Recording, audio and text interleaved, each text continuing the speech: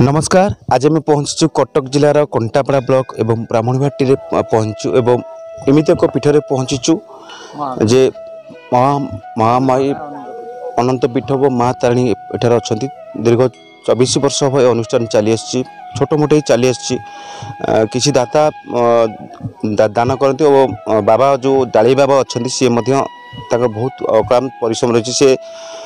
दिन थिला से डाल झुलुले लोक मैंने देखी आम देखी ना से दिन डाली बाबार नाम परिचित मो सहित जो ये कमिटीर जो सभापति अच्छा मुख्य परिचायक पचार सर आपण परिचय देवे देखिए। मो ना हेमंत पात्र मुझे अनुष्ठान परिचालना अनुष्ठान हम 30 वर्ष किंतु ये यज्ञ हवा 23 वर्ष 25 मसीहा गला 23 वर्ष। बाबा केमती कौन आसिले केमती कौन रहिले आ केमती कौन तांको विषय केमती कौन आप जानले? केशवनगर रही पागल बाबा समस्ते जानती सेठी से गछ अगे चलुले शोले तापर आम निमंत्रण कर आणलु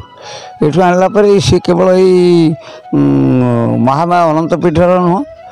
माने केशवनगर ठार आरंभ कर नियाली एपटे काकटपुर आ भितर से जड़े जनाशुना बाबा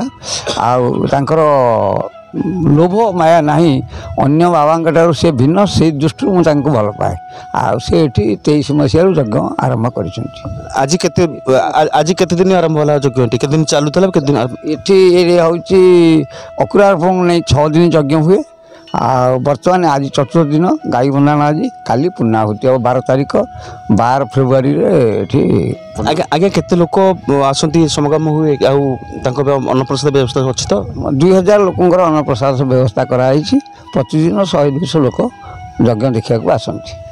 तो ये किसी सरकारी साहाय्य मिली कौन सरकारी साहाय्य आज पर्यंत नहीं किंतु ये अंचल लोक मैंने अकुंठ तीर्थरे दान करती जहाँफल एत बड़ यज्ञ मंडपटी तैयारी पारा पंचमुखी हनुमान मंदिर तैयारी पारिपर ये कोठा 3 बखरा कोठा